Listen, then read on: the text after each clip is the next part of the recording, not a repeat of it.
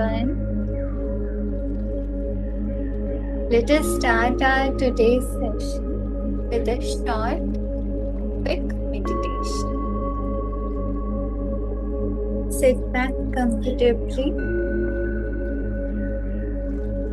Take a deep breath in. Deep breath out. Inhale and exhale as slowly as possible. And feel the life element present in you.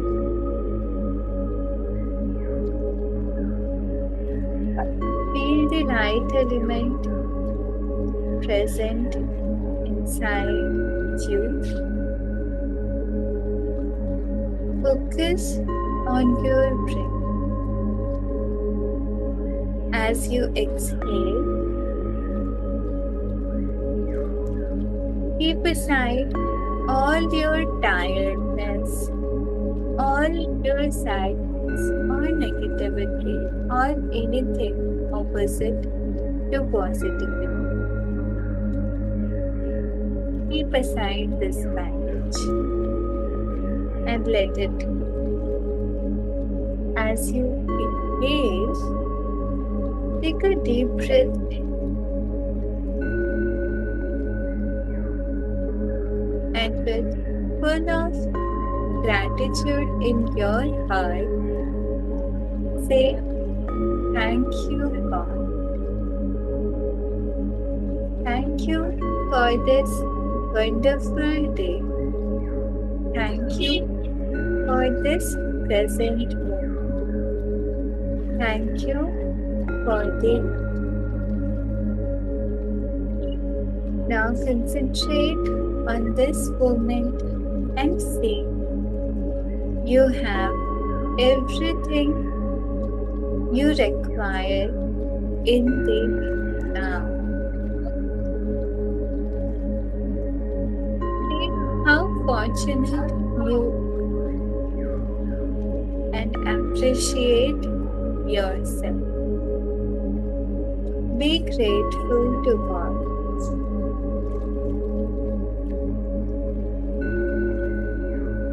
Repeat this affirmation. I am a being of light. I am a child of God. I am a peaceful soul.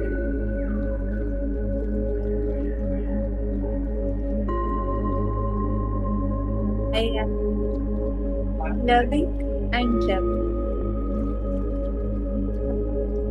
Everything is perfect, whole, and complete. I am enough. All is well in mind. Om Shanti.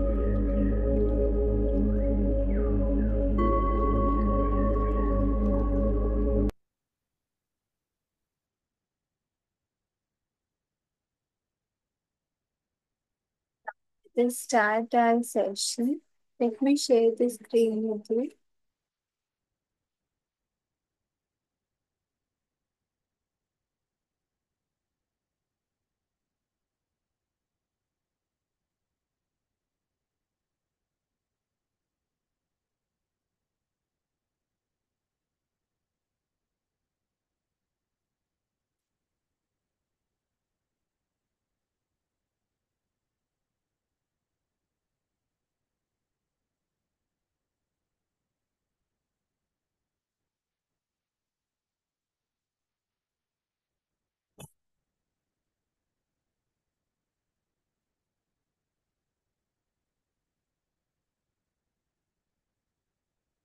Is the screen visible to everyone?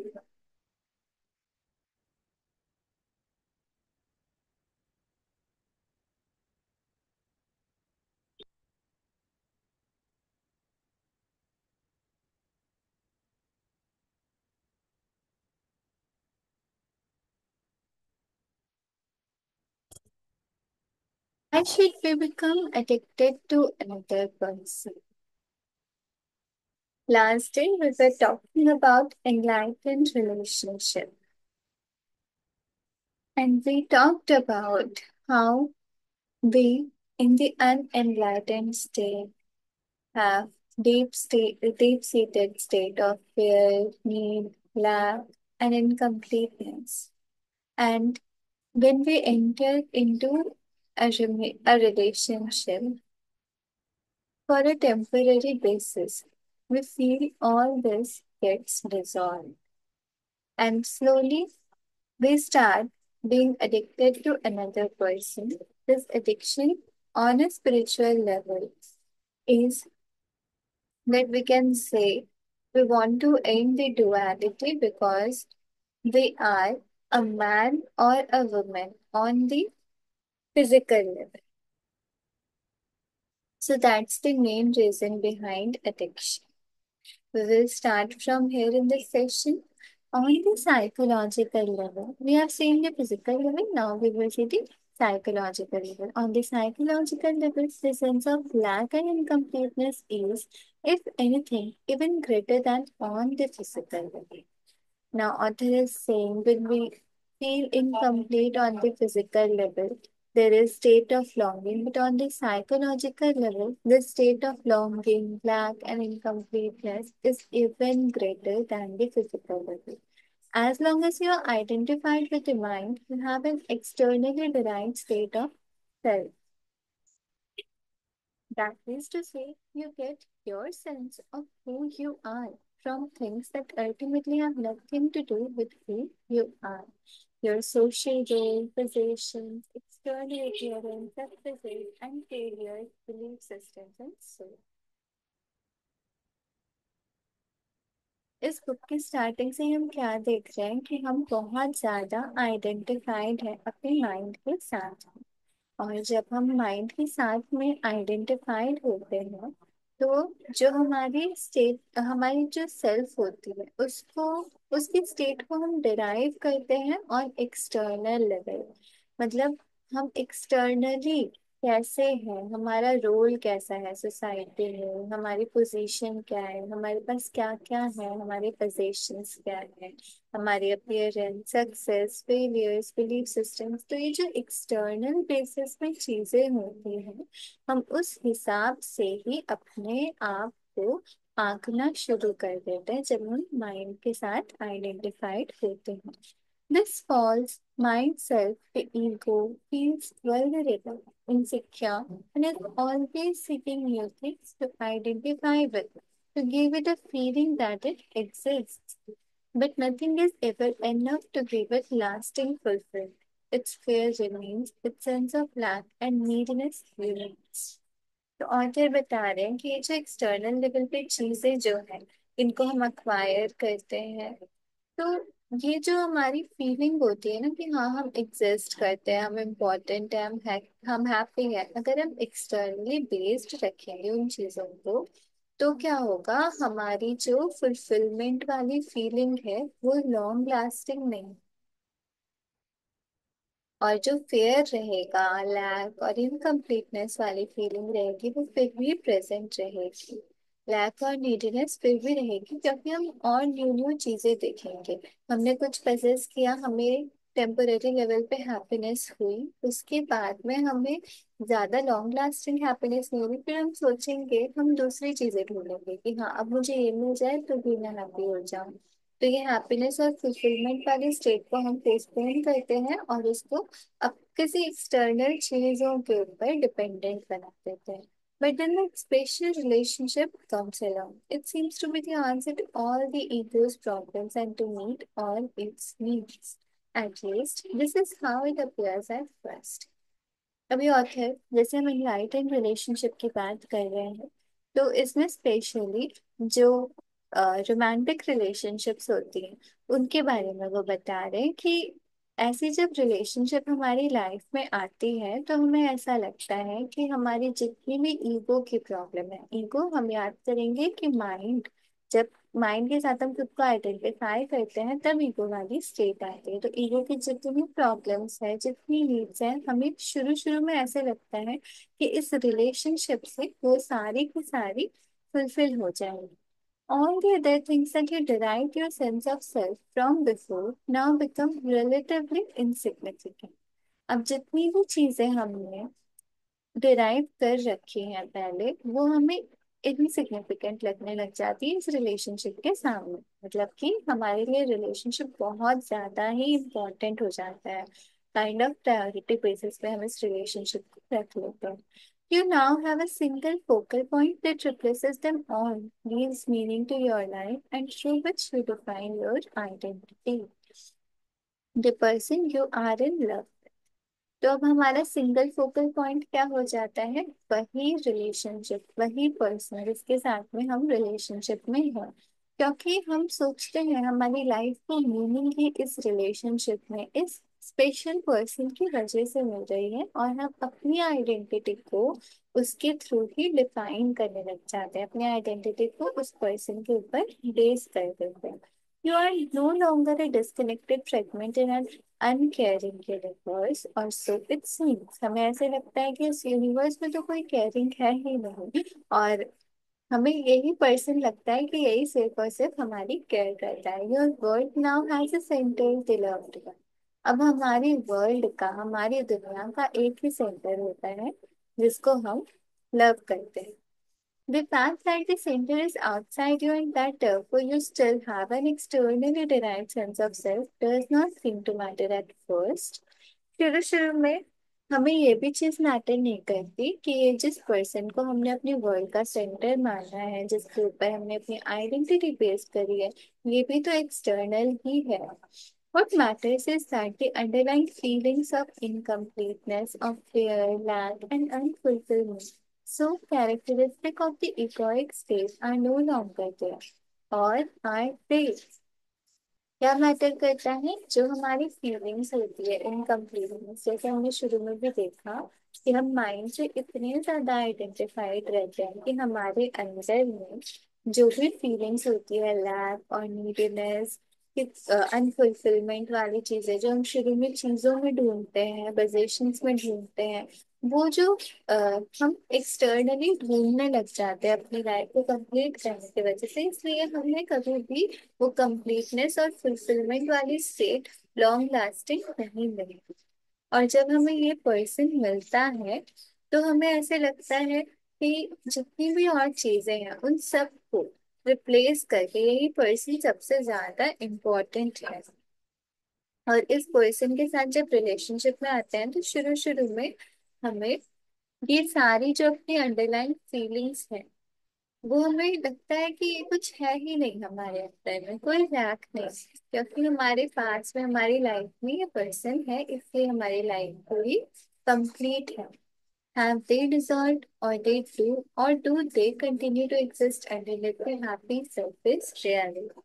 अभी author हमसे पूछ रहे हैं कि ये जितनी भी feelings हमें अब महसूस नहीं हो रही है अभी इस रिलेशनशिप में शुरू में आने के बाद में, जो फियर, लैक और अनफुलफिलमेंट वाली है जो फीलिंग्स, क्या ये सच्ची में डिसॉल्व हो गई है, या फिर जो हम अभी ऊपर ऊपर से हैप्पी है, हमारी जो सरफेस रियलिटी हैप्पी है, उसके अंडरलाइन अभी भी ये फियर, लैक और अनफुलफिलमेंट वाली फीलिंग्स मौजूद है? तो ये क्वेश्चन हमें अपने आप से करना चाहिए।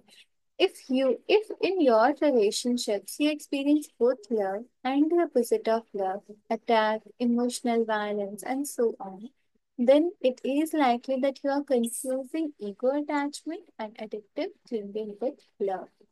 ऑथर बता रहे हैं कि हम जो रिलेशनशिप में है, अगर इसमें हमें दोनों ही चीजें एक्सपीरियंस होती हैं, लव भी और ऑपोजिट ऑफ लव जो है, जो कि अटैक, इमोशनल वायलेंस, अगर हम इन दोनों चीजों को एक्सपीरियंस कर रहे हैं तो हम ईगो अटैचमेंट को और जो एडिक्टिव क्लिंगिंग है कि हमें उस पर्सन के साथ में ही रहना है, इसको हम ट्रू लव के साथ में कंफ्यूज कर रहे हैं। ट्रू लव अलग होता है, ईगो अटैचमेंट अलग होती है। You cannot love your partner one moment and attack him or her the next. हम किसी को लव कर सकते हैं वन मोमेंट में, एक पल में हम उसको लव करें और नेक्स्ट पल में हम उसको, नेक्स्ट मोमेंट में हम अटैक करें, ऐसा नहीं हो सकता। True love has no opposite. बार बार देखिए कहा जा रहा है, true love has no opposite, true love has no opposite. अगर हम सच में किसी को प्यार करते हैं तो फिर ऑपोजिट ऑफ लव उसको जा ही नहीं सकता हमसे। If your love has an opposite, then it is not love but a strong ego need for a more complete and deeper sense of self, a need that the other person temporarily needs. अगर हमारी love का कोई opposite है तो फिर ये love नहीं है, ये हमारी ईगो की एक स्ट्रॉन्ग नीड है कि हम कंप्लीट होना चाहते हैं। हमारी डीपर सेंस ऑफ सेल्फ की ये नीड है, और ये नीड है कि ये जो दूसरा पर्सन है ये हमसे टेम्पोररीली ही मिलता है। इट इज द ईगोज, अच्छा ये दूसरे पर्सन से हमें टेम्पोररीली ही मिलता है।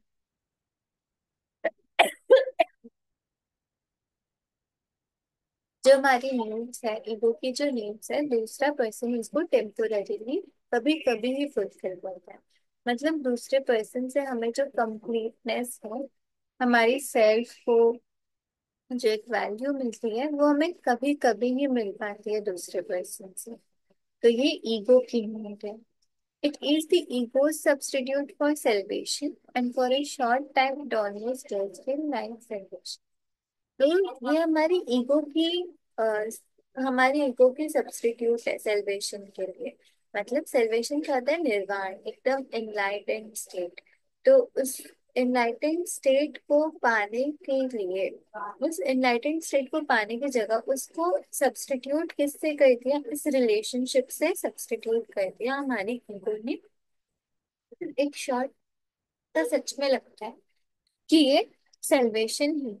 But there comes a point when your partner behaves in ways that fail to meet your needs or rather those of your ego.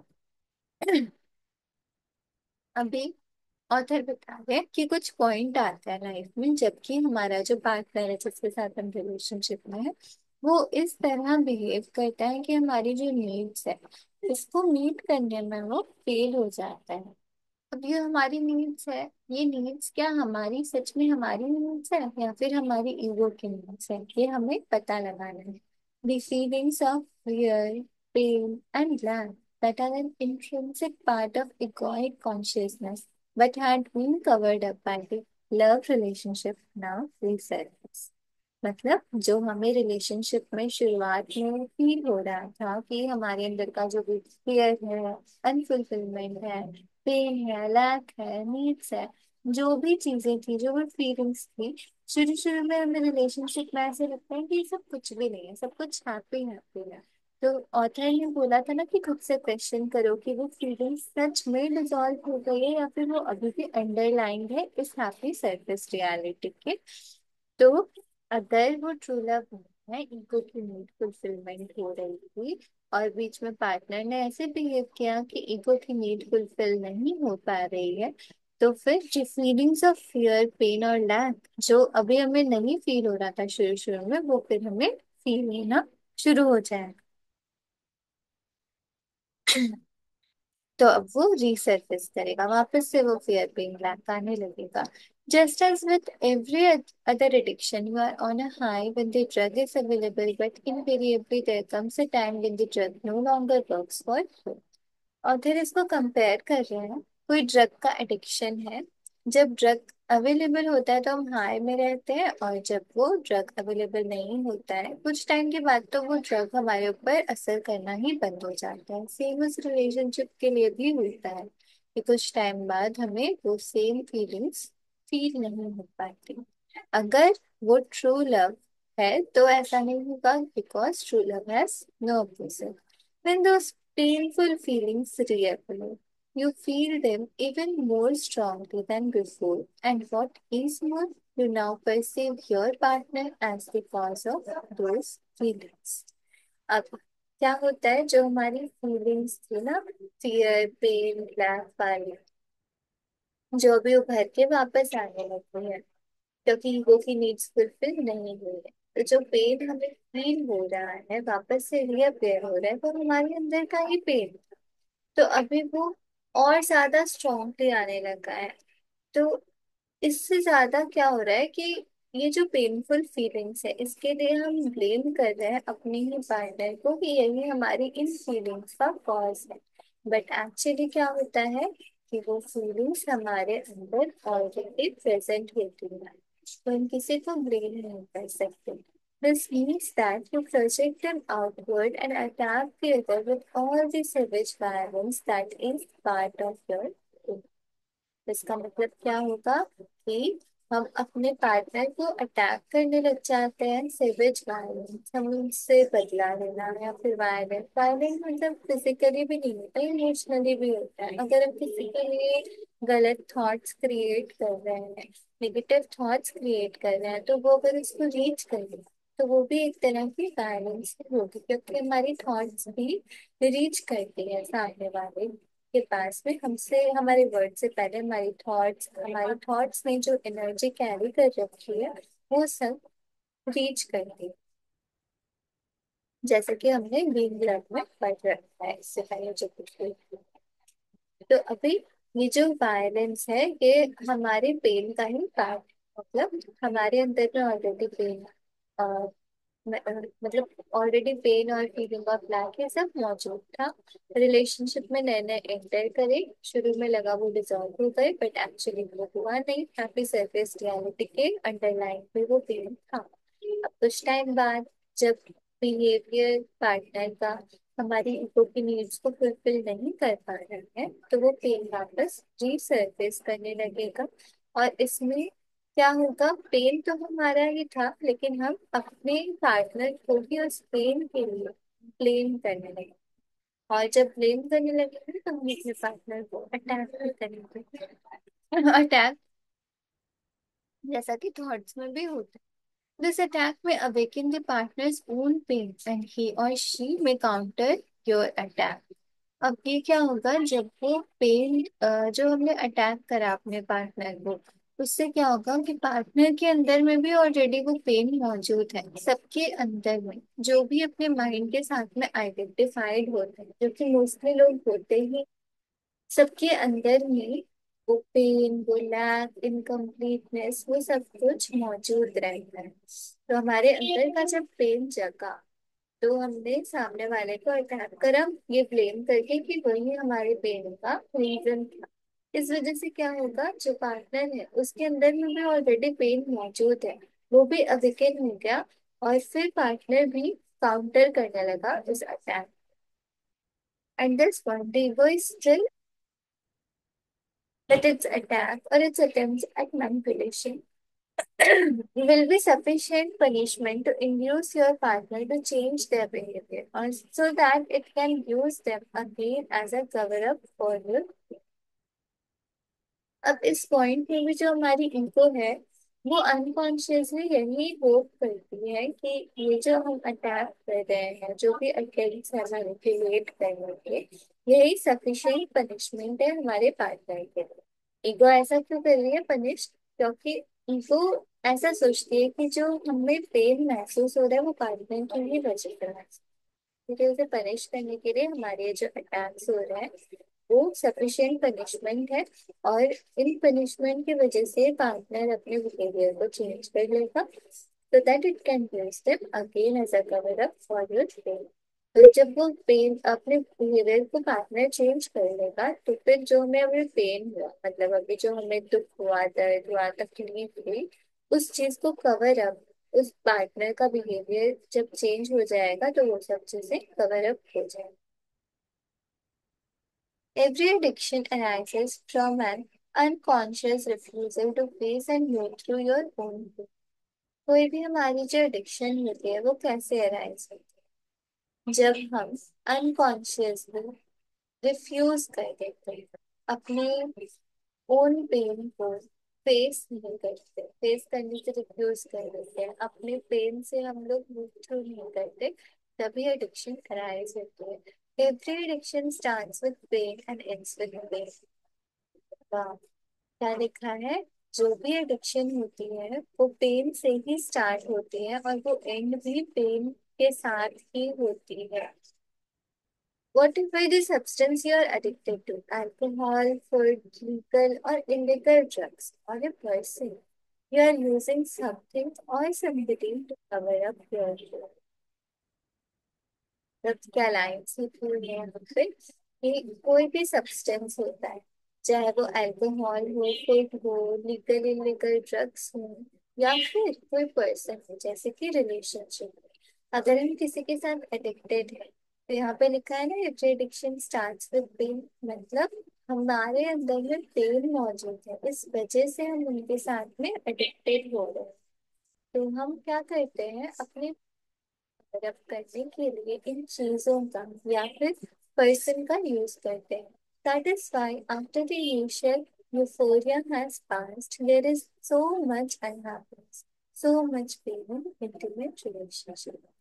Author ने बोला कि जैसे ही इनिशियल यूफोरिया मतलब इनिशियल स्टेज जो है वो जैसे ही पास हो जाता है, तब फिर जो हैप्पीनेस है उसका ऑपोजिट अनहैप्पीनेस, और वो भी बहुत इंटेंस वाला, सो मच अनहैप्पीनेस।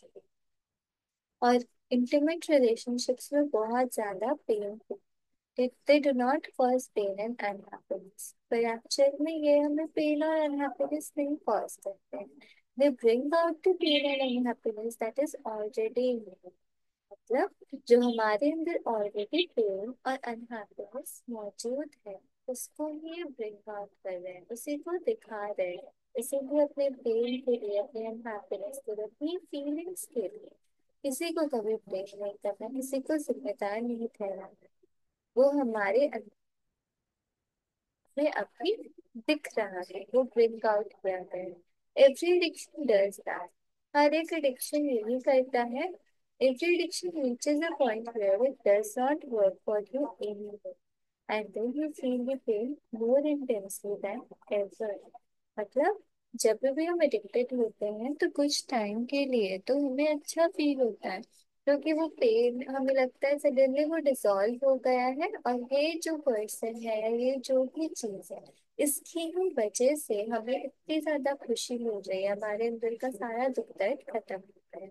पर वो शुरू शुरू में होता है, कुछ टाइम के बाद कोई भी ड्रग होता है ना, वो काम करना बंद कर देता है। उसी तरह से अगर हम किसी पर्सन के साथ एडिक्टेड होते हैं तो वो भी हमें हैप्पीनेस फील नहीं होती है एक टाइम के बाद में। और जो हमारे अंदर का पेन ऑलरेडी मौजूद था, जो हमें लगता था कि चला गया, तो वो पेन क्या होगा, उसको अपनी अपनी क्योर नहीं होगी ऊपर ऊपर से, इसीलिए वो और ज्यादा पेन हमें फील नहीं होगा। जैसे होता है ना कि ड्रग के लिए जो एडिक्टेड होते हैं लोग, अगर उन्हें ड्रग नहीं मिलते, ड्रग्स नहीं मिलते, तो ऐसा दिखाया जाता है मूवीज में भी कि उनसे कोई भी काम करा लेते हैं, कि मतलब तुम्हें ड्रग मिलेगा अगर तुम ये काम करोगे। तो इस वजह से इलीगल काम बहुत ज्यादा होने लग जाते हैं, क्योंकि वो पेन को डिसॉल्व करने के लिए वो कुछ भी किसी भी हद तक जा सकते हैं, इतना इंटेंस पेन उन्हें फील होता है। तो ये सेम चीज अगर हम किसी भी चीज के साथ में या फिर किसी भी पर्सन के साथ एडिक्टेड होंगे तो ये सबके साथ में होगी। इसीलिए अपने माइंड के साथ हमें आइडेंटिफाई नहीं करना है, और ट्रू लव को ईगो अटैचमेंट के साथ में कंफ्यूज नहीं करना है, वरना आगे जा करके हमें ही दिक्कत होगी। यहाँ पे क्या लिखा है, every addiction starts with pain and ends with pain. This is one reason why most people are always trying to escape from the present moment and are seeking some kind of salvation in the future। ये एक reason होता है कि लोग हमेशा अपने present से escape करना चाहते हैं और सेल्वेशन को, एनलाइटनमेंट को फ्यूचर में सीख करते हैं, सोचते हैं फ्यूचर में मुझे salvation मिलेगी। The first thing that they might encounter if they focused their attention on the now is their own pain, and this is what they feel। लोग नाव से क्यों डरते हैं, क्योंकि जो पहली चीज है जो वो इनकाउंटर करेंगे वो ये होती है कि अगर हम अपने नाव के ऊपर अटेंशन देखें तो जो पेन है ना, जो फियर है, जो पेन हमारे अंदर है, वो हमें सबसे पहले इनकाउंटर करना पड़ेगा, और इस चीज से ही लोग डरते हैं। If they only knew how easy it is to access in the now the power of presence that dissolves the past and its pain, the reality that dissolves the illusion. अगर उन्हें ये पता हो, लोगों को, जैसे हम सब लोगों को अगर पता हो कि हम जब नाव को एक्सेस करते हैं, जब हम अपने प्रेजेंट में आते हैं, तो जो हमारी पावर ऑफ प्रेजेंस है, हमने एक दिन देखा था ना कि स्टोरी थी ये प्रेजेंस वाली, जीसस वाली, की 5 वुमेन रहती है, कुछ अनकॉन्शियस रहती है, उन्होंने मिस कर दिया था ब्राइड ग्रूम की एंट्री को, मतलब वेडिंग को मिस कर दिया था क्योंकि उन्होंने अपनी कॉन्शियसनेस वाले लैम्प को नहीं जला के रखा था। तो और जो लोग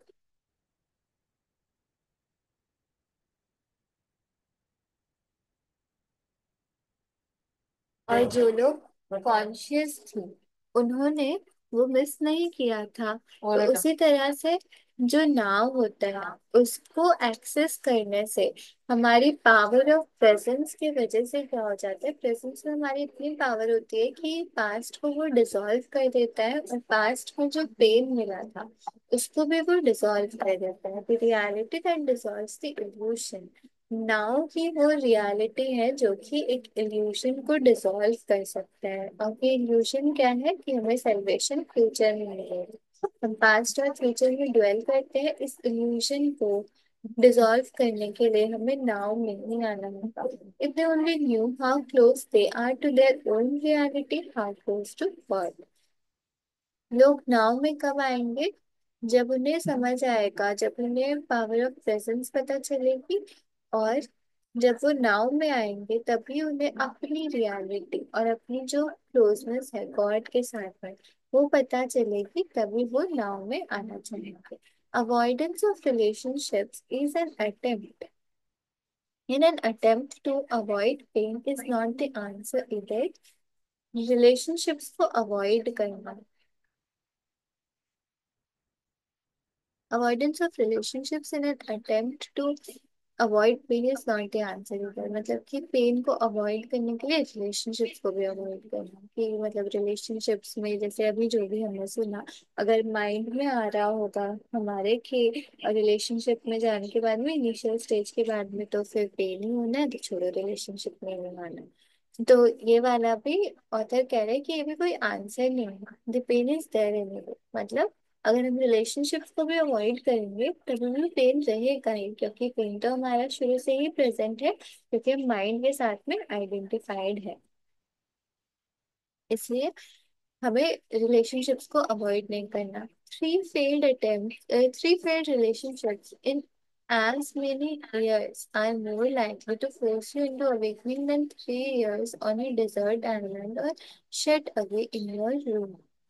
ऑथर कह रहे हैं कि 3 failed relationships in as many years are more likely to force you into, मतलब रिलेशनशिप्स जो फेल हो जाते हैं वो हमें फोर्स करते हैं अवेकन होने के लिए, एनलाइटन होने के लिए, then 3 years on a desert island और शट अवे न्यू। मतलब अगर आप 3 साल अपने आप को रूम में बंद कर लो, या फिर 3 साल किसी अ, निर्जन स्थान में जहाँ पे कोई भी नहीं हो, वैसे कोई डेजर्ट आइलैंड में बिताओ, तो उसके कंपैरिजन में अगर 3 फेल्ड रिलेशनशिप्स हो जाएं, तो वो रिलेशनशिप्स हमें अवेकनिंग के लिए और ज्यादा फोर्स करते हैं, इतना ज्यादा इंटीमेट हो जाता है रिलेशनशिप के लिए, क्योंकि वो पूरा ब्रिंग आउट कर देता है कि जो भी हमारे अंदर में पेन रहता है। But if you could bring intense presence in your aloneness, that would work for you too. मतलब क्या है, पर अगर आप अपनी इंटेंस प्रेजेंस को अपनी अलोननेस में लेकर आ सको, ब्रिंग कर सके, मतलब अलोन है लेकिन उसमें जो अपनी प्रेजेंस है एकदम इंटेंस प्रेजेंस को एकदम ही नाव में आ जाओ, तो वो भी हमारे लिए वर्क करेगा। वर्क किस लिए करेगा, हमारे पेन को पूरी तरह से डिजॉल्व करेगा। So we'll start from addictive to enlightened relationships tomorrow. Now let's discuss the questions for today. First question. In chapter 8, the author says most of the intimate relationships are deeply flawed and ultimately dysfunctional. Most relationships oscillate between the polarities of love and hate, and couples become addicted to these cycles. Their drama makes them feel alive. Was this an eye opener for you? Could you correlate this to any of your personal experiences in close relationships? इसमें बोल रहे हैं, question ये पूछा है कि chapter 8 में author ने क्या बोला था, इंटीमेट रिलेशनशिप्स डीपली फ्लॉड होते हैं, अल्टीमेटली डिस्फंक्शनल हो जाते हैं। और ये जो रिलेशनशिप्स होते हैं, अधिकतर रिलेशनशिप्स पोलैरिटीज जो है, पोलैरिटीज क्यों है, लव और हेट एकदम ही ऑपोजिट है। तो इसके बीच में ही ड्वेल करते रहते हैं, और कपल्स इन साइकिल्स में, लव हेट वाले साइकिल में ही लगे रहते हैं। तो ये ड्रामा ही उन्हें फील कराता है कि वो अलाइव है। ये सब पढ़ करके क्या हमारे लिए कि आए ओपनर था, क्या हम को रिलेट कर सकते हैं इसको अपने पर्सनल एक्सपीरियंसेस में, कोई भी क्लोज रिलेशनशिप में। और second question, in today's reading we learn that true love has no opposite because it arises from reality. Do you believe in true love? Do you feel it is practically possible to experience such pure love nowadays? जैसे आज हमने पढ़ा ना कि true love जो है उसकी कोई अपोजिट नहीं होती है। तो क्या आप बिलीव करते हो ट्रू लव में, और क्या आपको लगता है इन दिनों आजकल प्रैक्टिकली पॉसिबल है कि ट्रू लव हमें मिले? The author says being in love at first is deeply satisfying. However, painful feelings reappear after some time and you feel them even more strongly than before. Why does this happen? Have you ever witnessed similar experiences in your personal life? जैसे love में जब आते हैं तो deeply वो satisfying होता है first में, लेकिन उसके बाद में पेनफुल फीलिंग्स आने लग जाती हैं। ऐसा क्यों होता है, और क्या आपने ये चीजें विटनेस करी है अपनी पर्सनल लाइफ में? So you can answer this in our WhatsApp group और in the comment section below. Thank you so much.